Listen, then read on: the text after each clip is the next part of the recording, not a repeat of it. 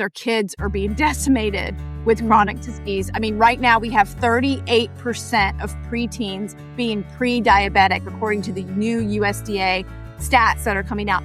That's unacceptable. It used to be 0. It's not okay anymore. We have the craziest rates of chronic disease hitting our country, and we have the opportunity right now to reverse it. And I have to tell you, this movement that has been created as a result of this Kellogg's petition and getting artificial dyes put on the national level and the national talking points by our new government officials has been something that I've been wishing for so long. And finally, I feel like we have hope. Hey, everybody, and welcome to the Paula Ferris Show. I am your host, Paula. I can't believe that we're in April already. How is that even possible?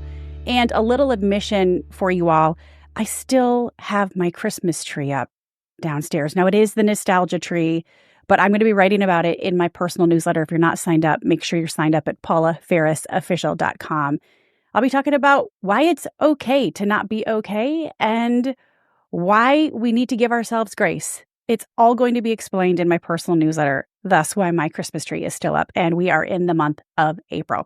I'm really excited about the episodes that we have coming up this month. We have some authors talking about how to not lose your cool with your kids, about planned emancipation, but the next couple of episodes I'm really dedicating to this movement, if you haven't seen going on here in America, to clean up our foods. You probably saw recently that the FDA banned red dye number 3, but it's hard to know who to believe because the FDA has said previously, quote, that food dyes are safe when used as intended. And here's why this is important to me. I've had an autoimmune disease for going on almost 30 years now.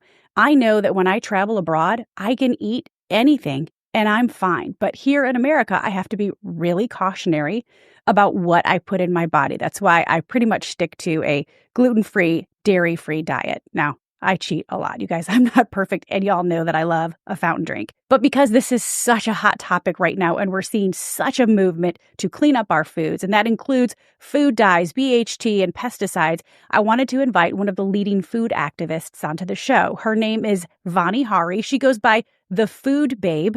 That's her website. But she's a New York Times bestselling author, a longtime food activist. She was named by Time Magazine one of the most influential people on the internet. She has been on the Senate floor lobbying to clean up our foods, and she has petitioned some of the biggest companies out there to also clean up our foods. Yes, she has her critics. We are going to address that as well. But here's something that's indisputable. I saw a report a couple of months ago that this generation, this young generation, is the first generation that will not outlive the previous generation. I fully believe that a huge component of that is the fact that our kids are eating so much ultra-processed foods, and there's so much crap in our American food system.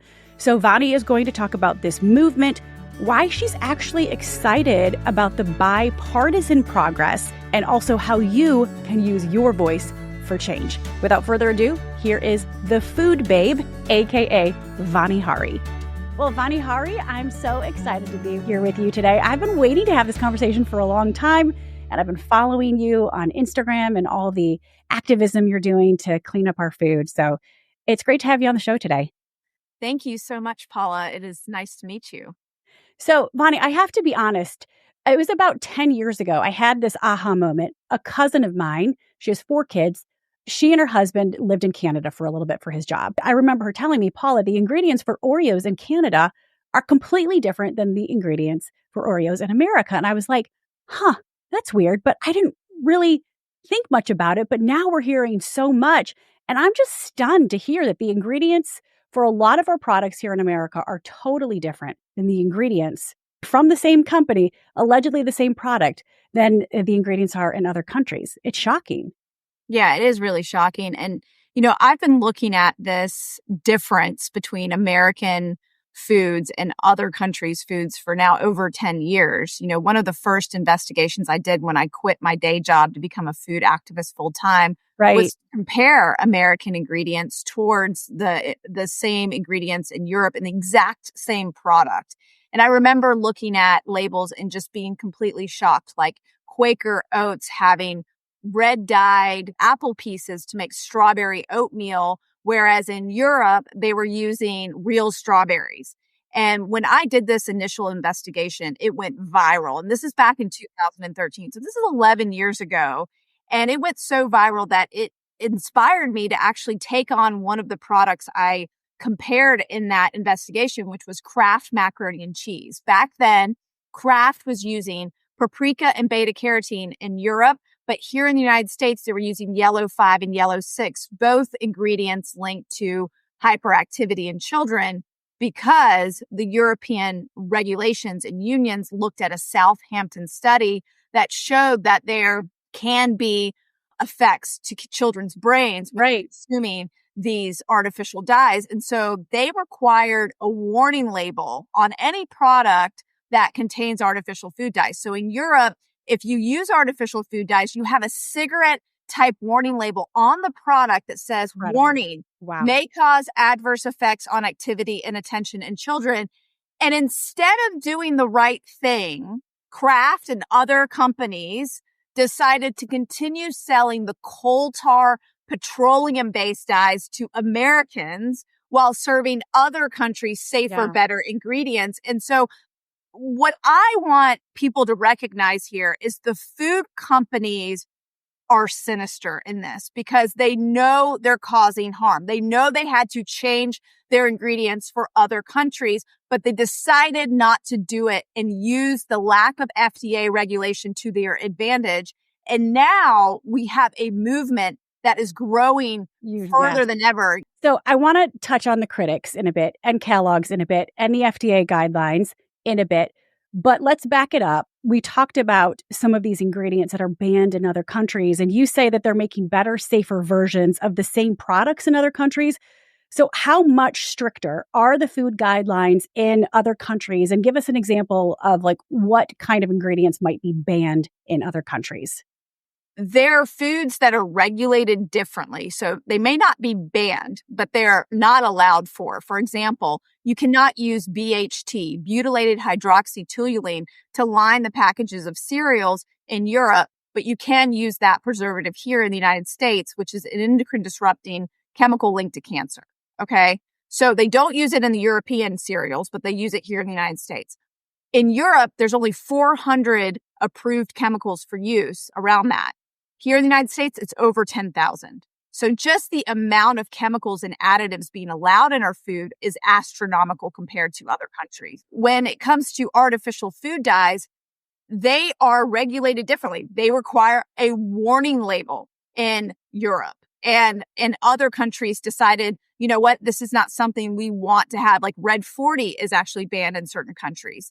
We have Red 3 here in the United States. I'll give you an example of how screwed up our regulatory system is. Red 3 here in the United States is allowed in food, but banned in cosmetics. You can't use it in your lipstick, but you can put it in food.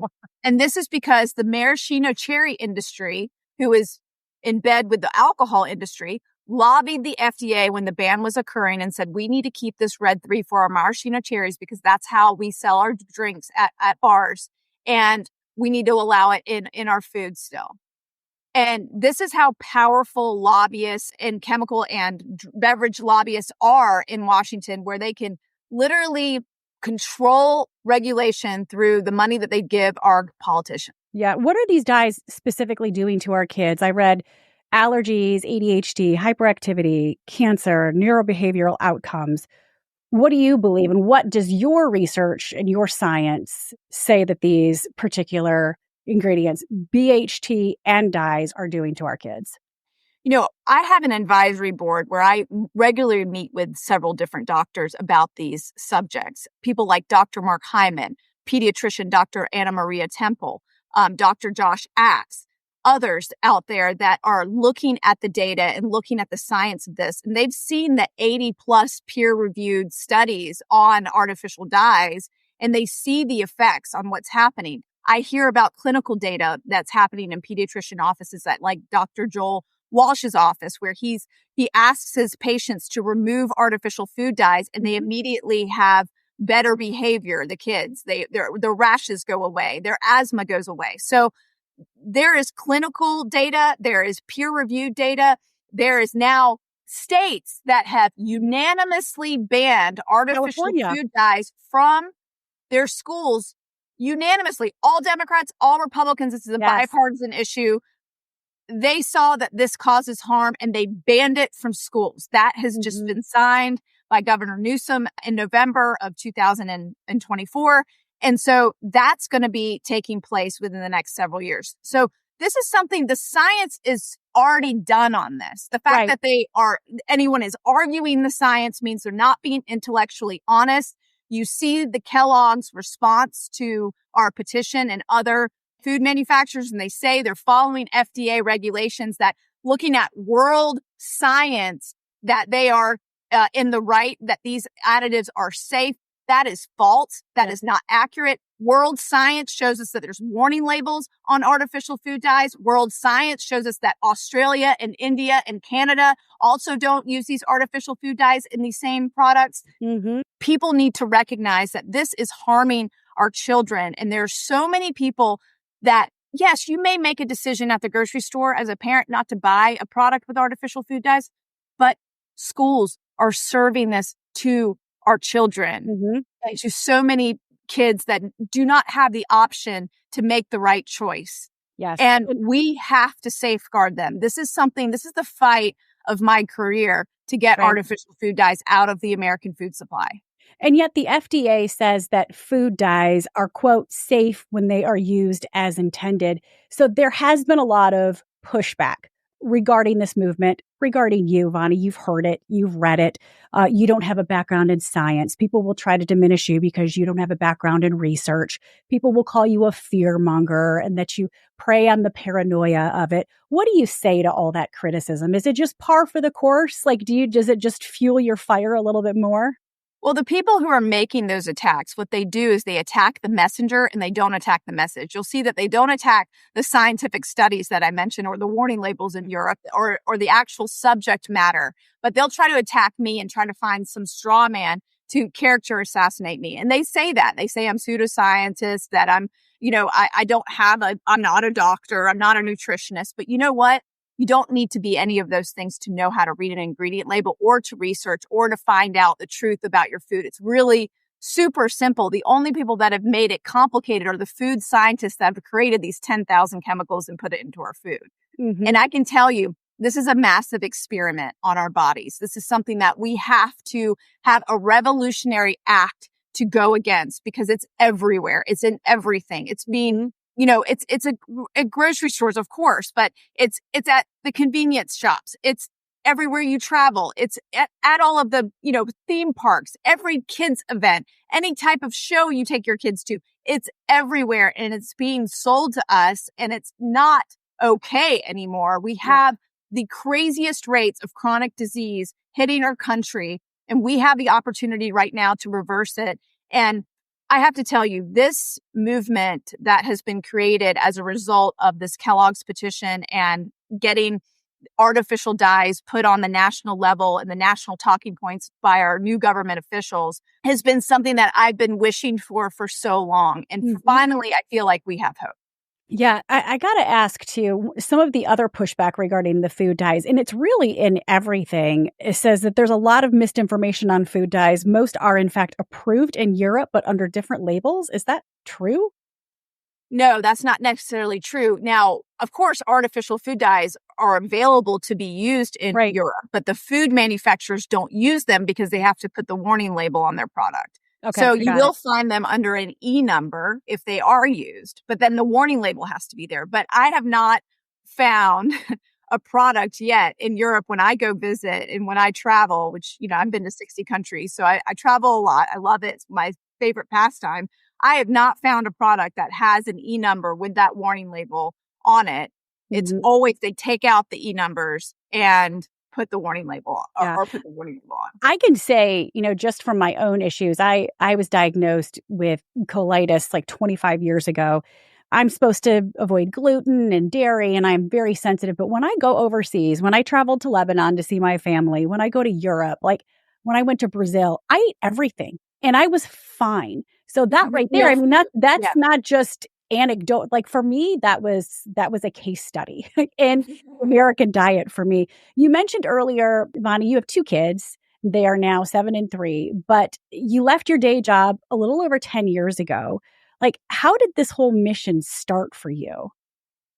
Yeah, well, I grew up a very sick child. I was always in and out of doctors' offices. My parents came here as immigrants from India, and the first thing my dad introduced my mom to her honeymoon, which she ended up living here for the rest of her life, was a McDonald's hamburger, and said, "If we're gonna live in America, we're gonna eat like Americans." And Wow. so that's how I was raised, as on American food, on processed food. And my mom didn't have the handed down recipes of using real food to make Thanksgiving and other like American favorites. So she relied on the processed food industry to make all of that, right? The things that you would get already pre-made or pre-packaged, or, you just add water to or whatever out of a processed packaged box.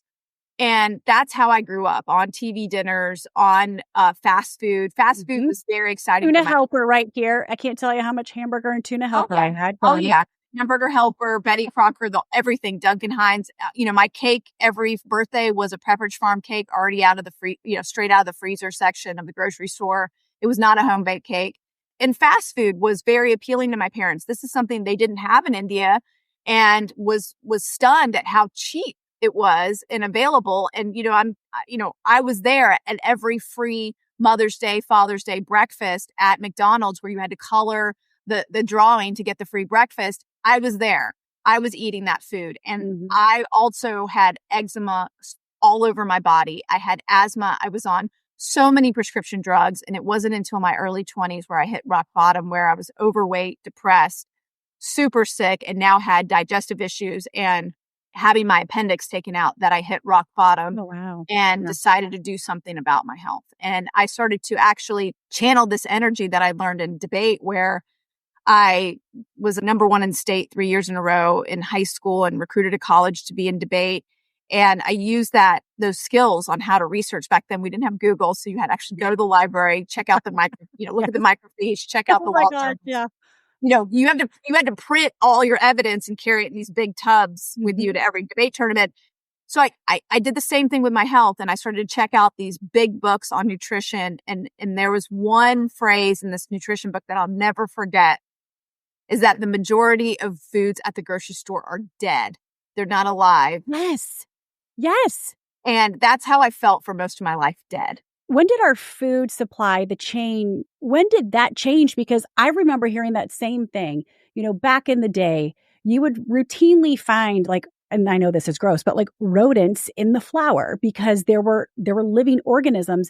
It's all dead now. Like, it doesn't attract rodents anymore. It doesn't attract bugs because our food is dead. So it's manufactured for shelf life. It's manufactured for shelf life so that you can keep it on the shelf for, 1 to 2 years, maybe 3 years, maybe 4 years, some of the stuff. And it's manufactured in a way to trick our brains, actually, to crave the flavor, eat more of that product than we should. Even the texture of the product is created in a way that it dissolves quickly in your mouth, so you eat more than your brain is willing to accept in terms of society hormones that you have. So it's really unfortunate, because we've allowed the food companies to weaponize our food system against our health. And now we have to undo the damage. And it's going to take an enormous amount of intellectual honesty and passion to get this done. And I think with the new change in leadership in Washington, this is possible.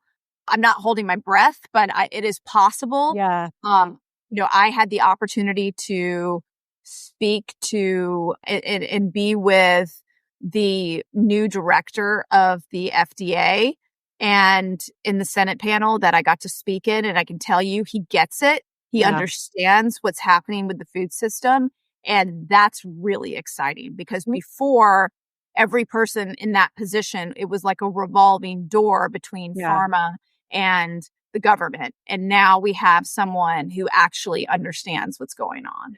I want to ask you about the Senate and speaking on the floor and the reaction that you got to that, because it went viral.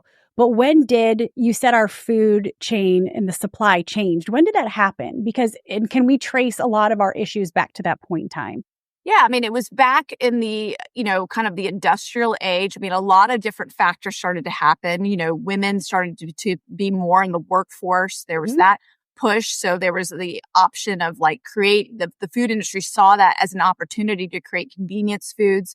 to put it at the grocery store. Then you had the tobacco industry start to do a downturn, and you saw all of those scientists move to the food industry to create an industry that became addictive and manipulative in nature. And so there's a combination of things then that you get the rise of chemicals at the end of World War II, using those chemicals in our food supply. Like, how do we use a byproduct of the cotton industry? Oh, well, there's cottonseed oil, even though it's not regulated like a food, but hey, we can eat it as humans. This is fine. We can put this in our food, but it's poison.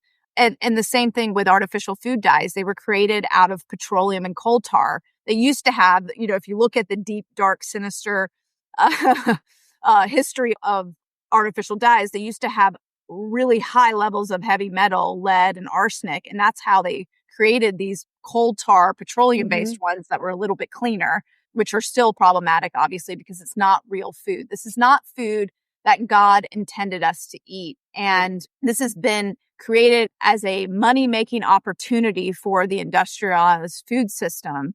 And we, as American citizens, moms, parents, we have to fight back, and we have to say enough's enough, and you have to do whatever you can to feed your kids real food. When I am in a hotel room and I'm with my kids and I'm taking them on a business trip and I'm trying to figure out how to feed them and pack snacks for all these different flights and things that we have to take, I'm in the hotel room at the hotel sink, chopping fruits and vegetables, making PB&J, having hummus and carrots, like doing whatever I can, getting a grocery store order to a hotel room. When I'm in that situation and they're like running around my legs, like, and things are about to fall off the counter, I think that to myself that that's a revolutionary act, because I could be the person instead that says, fine, okay, we live in America. I'm just going to eat whatever's at the airport, or I'm just going to eat, I'm going to pick up McDonald's or whatever.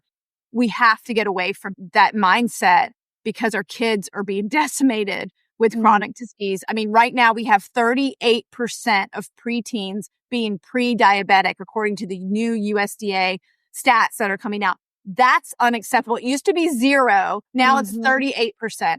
That's unacceptable. The election's over now. Okay. But I think going forward, I'm really excited, actually, because both sides of the aisle are coming forward and talking about working together. Cory Booker just published a video that was really inspiring about changing the food system. He was interviewed and he's like, yes, I'm going to be working with RFK Jr. on this. And it was absolutely incredible to see that. It's time for us to come together and change the food system. And this is our opportunity. We have someone who wants to do it. Can we just help him, for Jesus Christ? I mean, come on. I'm with you. Like, people ask me all the time, they're like, you should run. And I'm like, there's no chance in hell. I have way too many skeletons in my closet. But my slogan would be, I get shit done. I don't care which side of the aisle you're on. Like, let's do what's best for the country.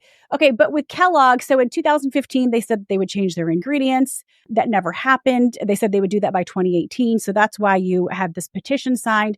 And tell us a little bit about, so they have 20 cereals that contain these artificial dyes. And the recipe for Fruit Loops and all of these other cereals are totally different. I mean, it's the same cereal, but different ingredients and other countries. Yeah. Why are we singling out Kellogg's? Because I'm sure other cereal companies are just as complicit. Yeah. General Mills is also complicit. They are using harmful artificial dyes as well. And Lucky Charms, Trix, and Cinnamon Toast Crunch is using one of the most sinister ones, Caramel Color Level 4. This is an ammonia-based dye that is linked to cancer. So this is something that has to change. And we have an opportunity here with the Kellogg's petition and the movement that was started there. It trickled down to General Mills. And I sent a letter to General Mills just a couple weeks ago asking them, hey, you could be the leader here. I think you need to step up, make this change. It'll inspire the entire industry to do it. They responded to me saying that they're going to be working with government leaders. So we'll see. Okay, so they're going to be working with government leaders. And you said you are optimistic about this next wave of government leaders. But I think one of the biggest issues is we're pointing the fingers at these companies, Kellogg's, General Mills. Kellogg says that they are meeting federal standards. But isn't that real problem the governing agencies? Like, why aren't we targeting, the FDA, Department of Health and Human Services? They're going by the federal guidelines. So can we really fault them? Like, shouldn't we be going after these governing agencies? Isn't that where the issue is? There's a point in time where you have to hold these companies accountable for what they're doing. And I want to go back to what I said at the beginning of this conversation, is that these companies know they're harming children.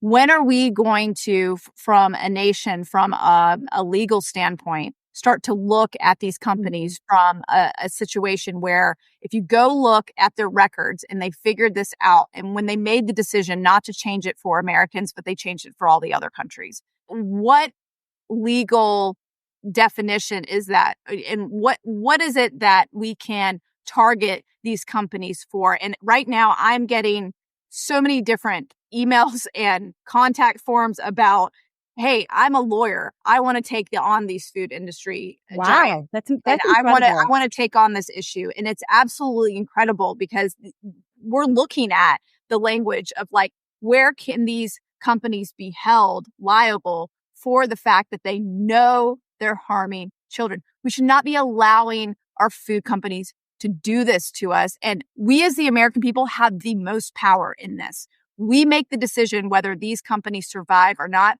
We can call our schools and demand that they drop Kellogg's and General Mills from their cereals. There's plenty of other huge cereal brands that are not using artificial food dyes. Nature's Path, Eat Love Bird, Seven Sundays. I mean, there's so Magic Spoon. There's a lot of cereal companies out there that these schools can have instead. If they want a fast, quick option, they don't need to have a coal tar petroleum-based ingredient in their cereals anymore. Yeah, but still, it's the governing agencies who are creating these guidelines and regulations, and the companies are just adhering to those. Like, how can we not hold the governing agencies responsible? Like, yeah, I mean, they're absolutely responsible. And when I had the opportunity to give my testimony at the Senate, I asked them that question. I said, why is it that consumers like me in the community that I've built have to hold these companies accountable? Shouldn't it be politicians like you in Washington?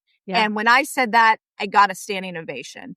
And it was definitely heard by Robert F. Kennedy Jr., who was in that room that day, because the first thing he talked about after Trump won the election was, I'm going to ask the cereal companies to remove artificial food dyes from their cereals. So he was listening. So you're pretty optimistic that those regulations might change with this new incoming administration. And it sounds like there's bipartisan support for this too.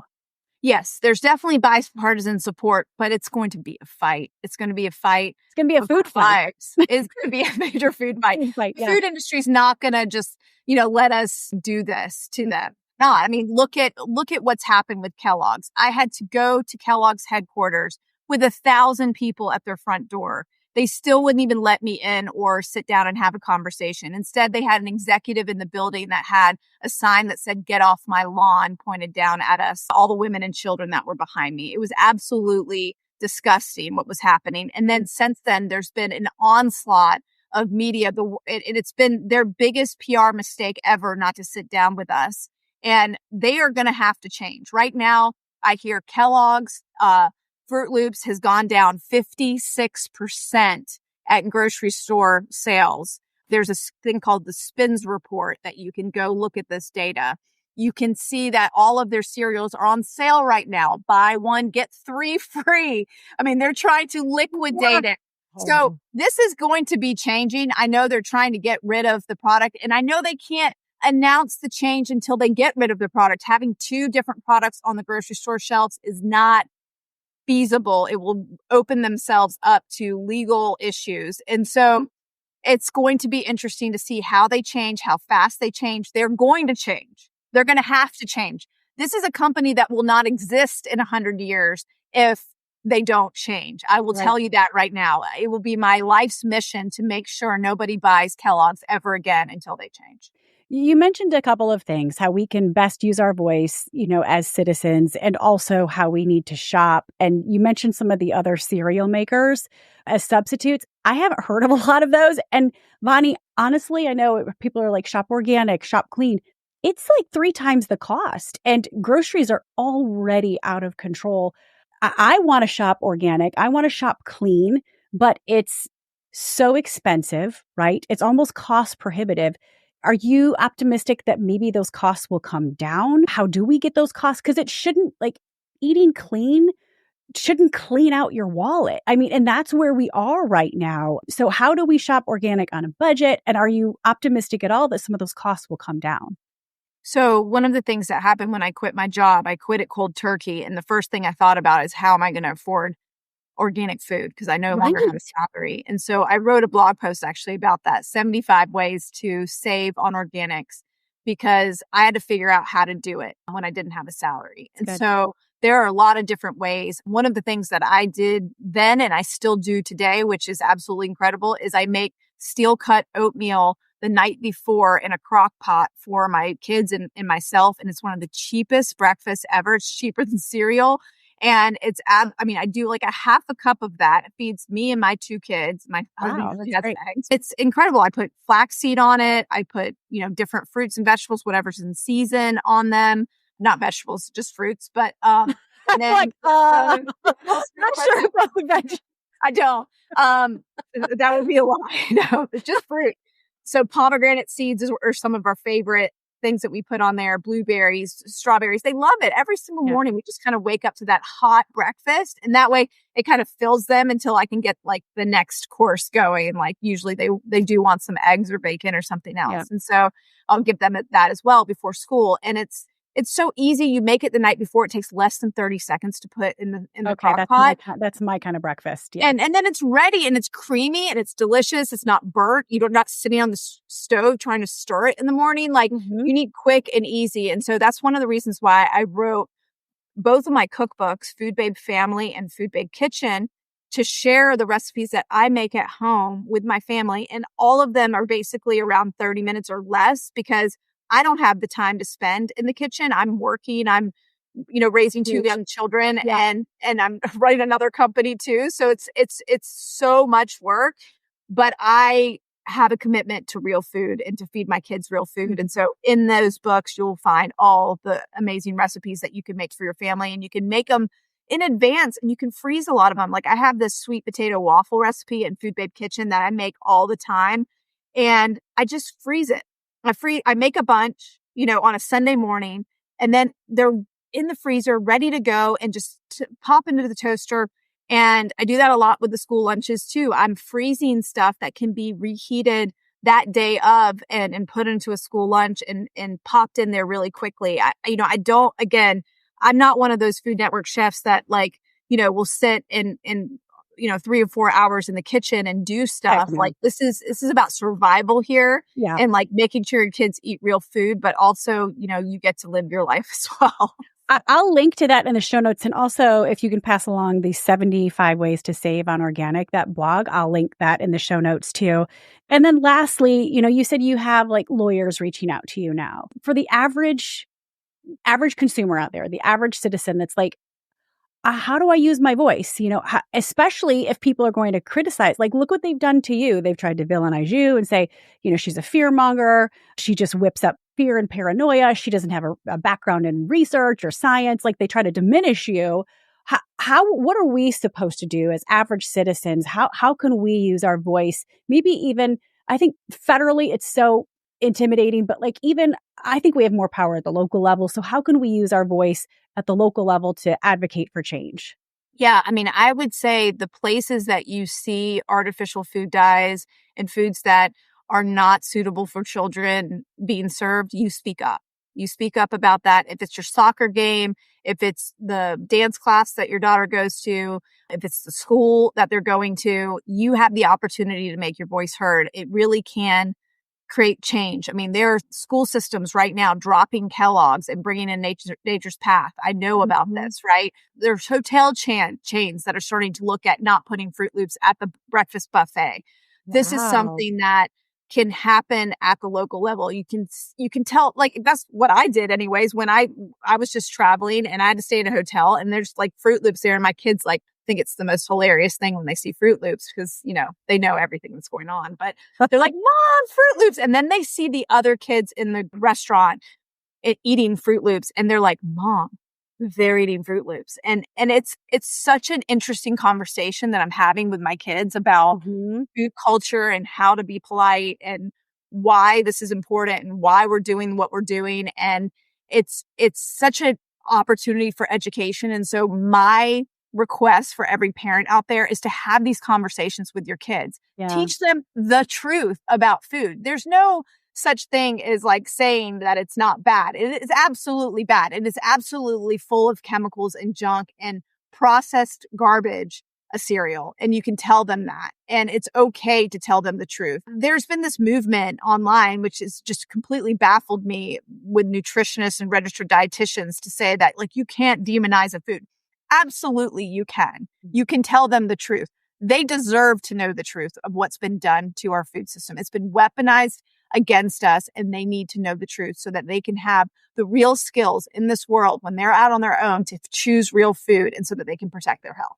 Well, Vani Hari, it's just been a pleasure to get to know you, hear more about your mission, the activism that you're doing, and like you said, it's going to be a food fight in 2025 to try to clean up the aisles, right? But it's been so great to get to know you. Where can people find you? Where can they stay in touch with you? What do you have going on next? Your next projects? Anything you want to tell us before we close?